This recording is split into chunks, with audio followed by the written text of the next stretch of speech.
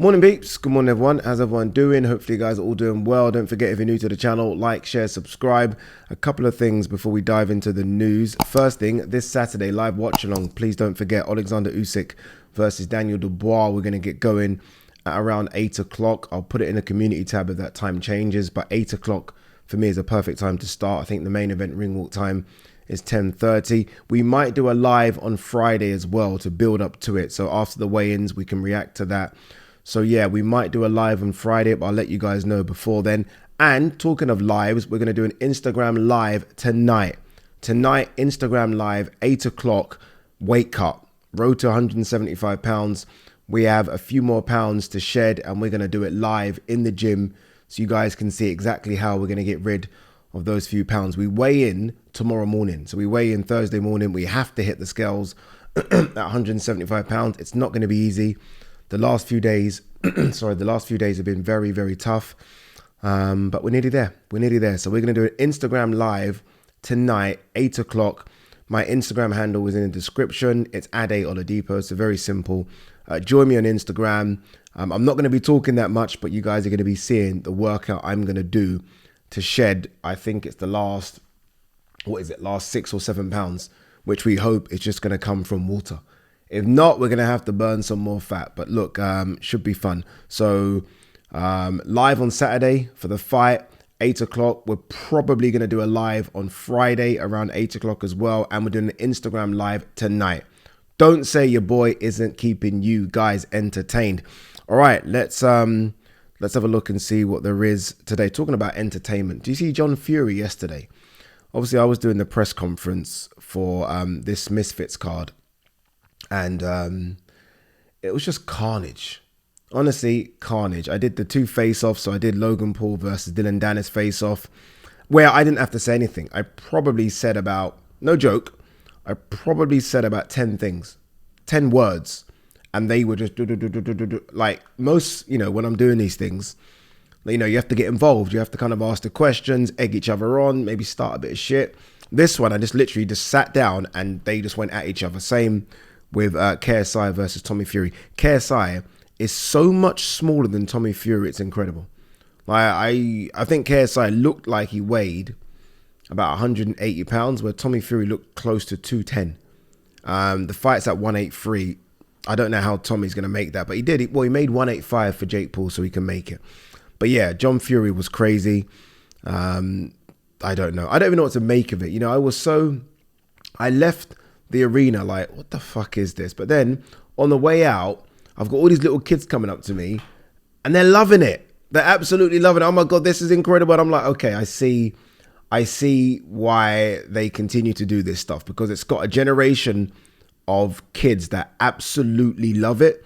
Whereas I'm like, this is just crazy. It's crazy, but clearly people are very much entertained. And I think it's going to do close to 1 million pay-per-view buys. I really do. I've said this before on a video. I think I got a lot of stick for it. It's going to do close to 1 million pay-per-view buys. And I'll give you my reasons for it. I think I said this on the last video, but I'll give you my reasons for it.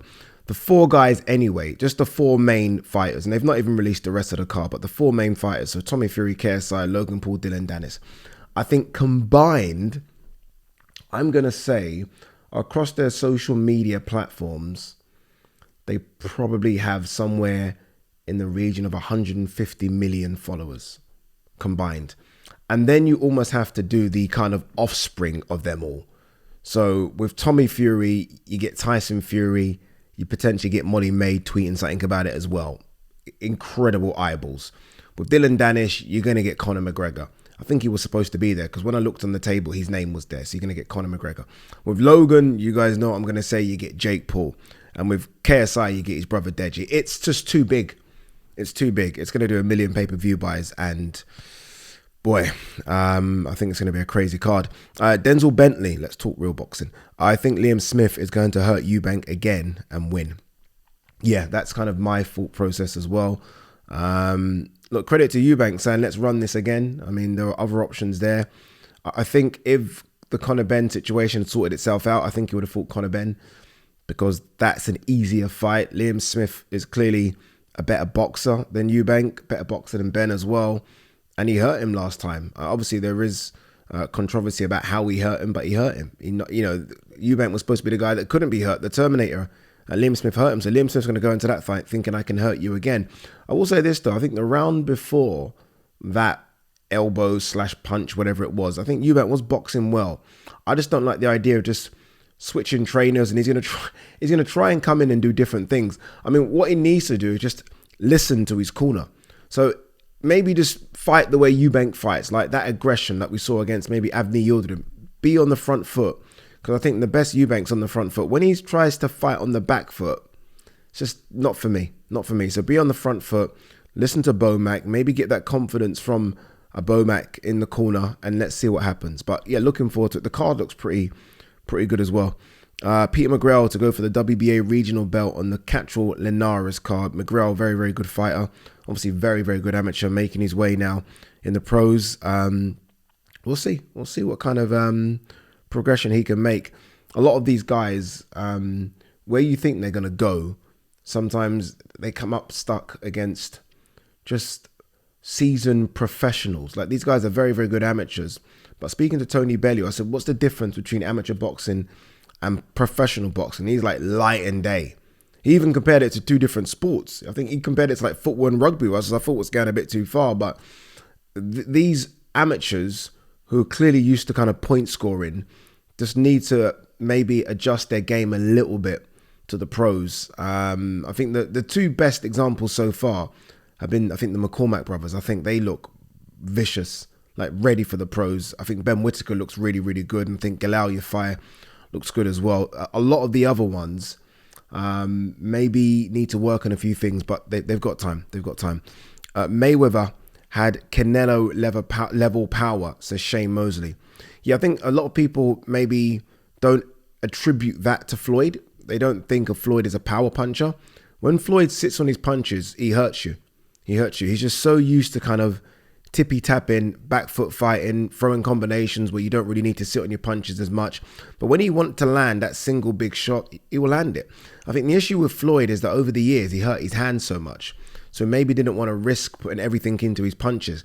But you go and watch Floyd early when his hands are fresh and no injuries. Floyd's sitting on his punches. He's knocking people out. He's knocking good fighters out. He's really hurting good fighters. So it makes sense. Oleksandr Usyk, this is not the final point of my career. This is just the beginning. Okay, I wouldn't go with the beginning.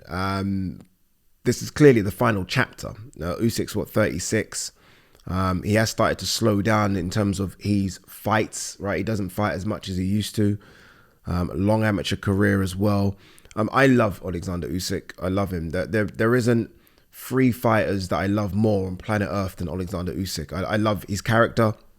For someone that doesn't speak great English, you kind of feel like you just understand him, even with the little broken English he's speaking. It's been so good just to watch his training techniques. I just think he's just an incredible fighter. Honestly, I think he's an incredible fighter who has beaten everyone in their backyard. Like this fight against Daniel Dubois, obviously, it's not in Ukraine because of what's going on. It's in Poland. This is probably the first time where he's actually fighting, in recent years, kind of in his backyard. Most of the time, he's gone to everyone's backyard and just beat them up. Everyone. Unbeaten world champions, legit guys. He's gone to their backyard and bust them up. I think he's a sensational fighter. I really do.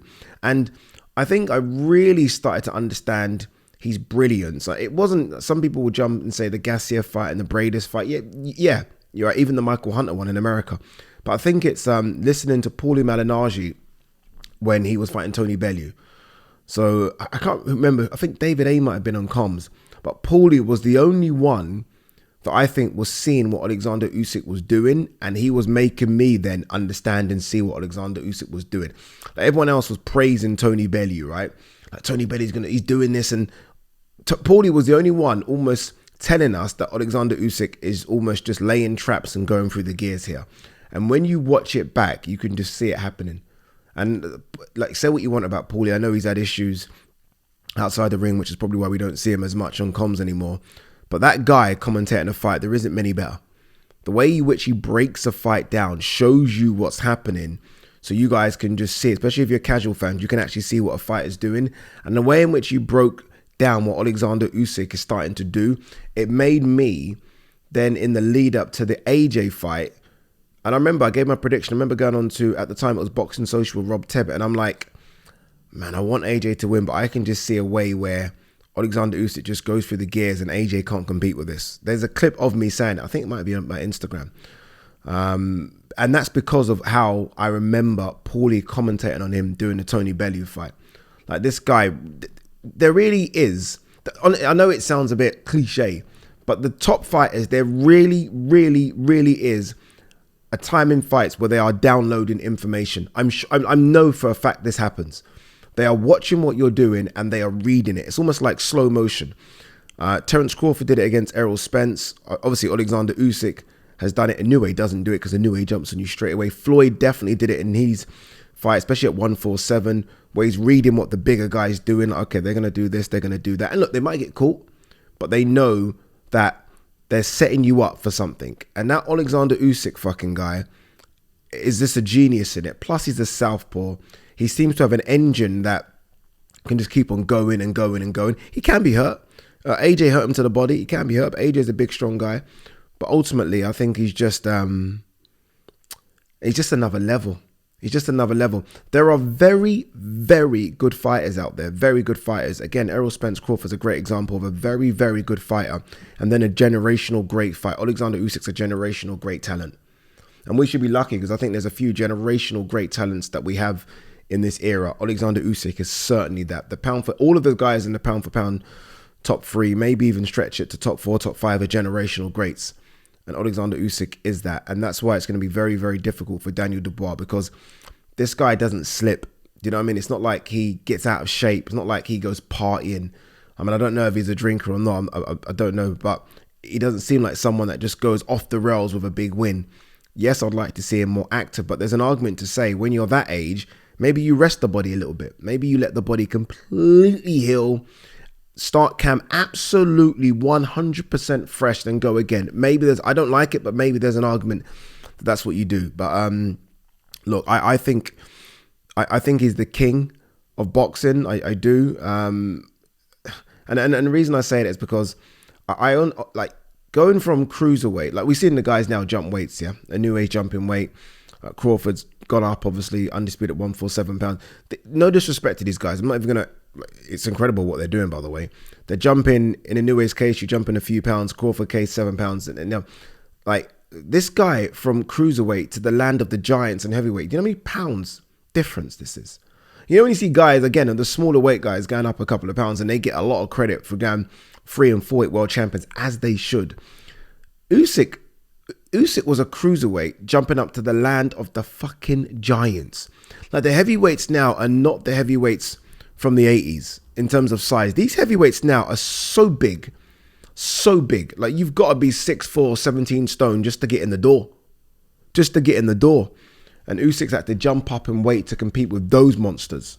So that's why I say he's the king, because he truly is jumping weight classes. Like he really is. Like, yeah, I just think it's sensational. I think it's going to be very, very difficult for Daniel Dubois. I will do my prediction video a bit later on in the week, but I just wanted to give this guy his plaudits because I think he's great, and we don't have left of him. We've maybe got a couple of years left, and look, hopefully in that couple of years we can get the undisputed fight, because I do think he's going to beat Daniel Dubois, and obviously Fury's not got a belt on the line when he takes on Ngannou, so we should be able to get that one on. Doesn't matter if it's in Saudi Arabia or anywhere it is, just get that fucking fight on, man.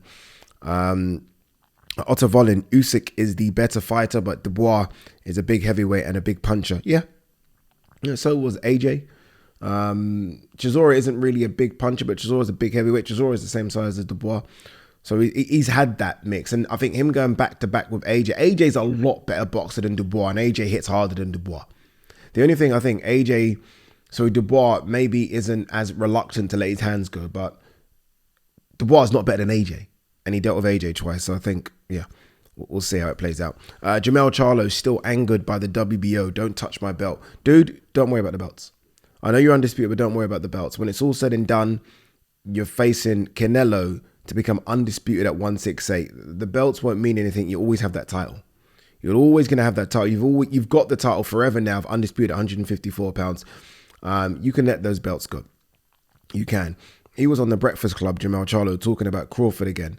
Or look, he was asked a question about Crawford. He wasn't talking, and he obviously answered the question, saying that he would love to come back, win or lose against Canelo. He'd love to come back down and fight Crawford at 154 pounds, but he does think that Errol Spence is going to want it back, get back. He feels like they could have a trilogy as well, potentially. See how Errol does in a rematch. I do think that's the fight we're going to see, by the way, a rematch between the two. I can't see. Terence fighting Jamel. I really can't. Savannah Marshall, to make her MMA debut, she's inked a multi-year agreement with the PFL. Obviously, they've got Amanda Serrano, they've got Clarissa Shields, who had a couple of fights, and now Savannah. I don't know. What they might do, obviously, is try and make a fight between her and Clarissa, or put her in there, Savannah, with strikers. Because if Savannah fights a wrestler, no disrespect, or a grappler, or anyone that knows a bit of BJJ, she's fucked. I don't know if Savannah has a kickboxing background of any sort, but if she fights a grappler, it's lights out. If she fights a wrestler, it's lights out. So if they're smart, they just make her versus Clarissa, two girls that clearly don't know how to wrestle. I know Clarissa is learning, but that's what they do. I think they did a face-off between the two as well. And look, good luck to Savannah. She just wants to get her money. She wants to get her money. If PFL are starting to offer big money, go and get it, because there aren't that many fighters out there for her to fight, is there? I mean, in boxing, who's out there? There aren't that many. I think the only one is Shadesha, who I did our last fight for the undercard of Jake Paul, Nate Diaz, but a performance was okay. A performance didn't get people saying, yeah, Savannah. So, go and get your money, man. It's a short career. Very, very short career. Eddie Hearn and Conor Benn, looks like we're going to fight in September. Not interested in waiting around. You might have to wait around. Maybe there is no option of this with what the British Boxing Board of Control have put forward in UCAD. I don't know whose decision this is to wait around or not wait around. Again, I'm going to say it, and I'm going to say it until I'm blue in the face. This has been a mess.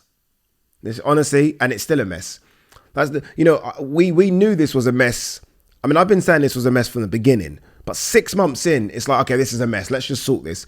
Here we are now, 10, 11 months, and it's still a mess. How is that possible?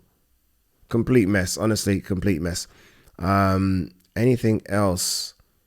Let's have a quick look at Benson's page before we wrap, people. Don't forget, we're live this evening. Don't let me down on the Instagram. Please be there. 2 secs.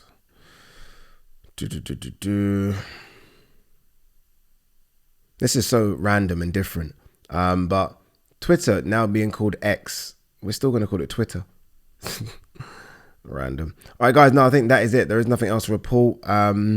We are done, and we will let you know about Friday Live in the community tab. Peace and love.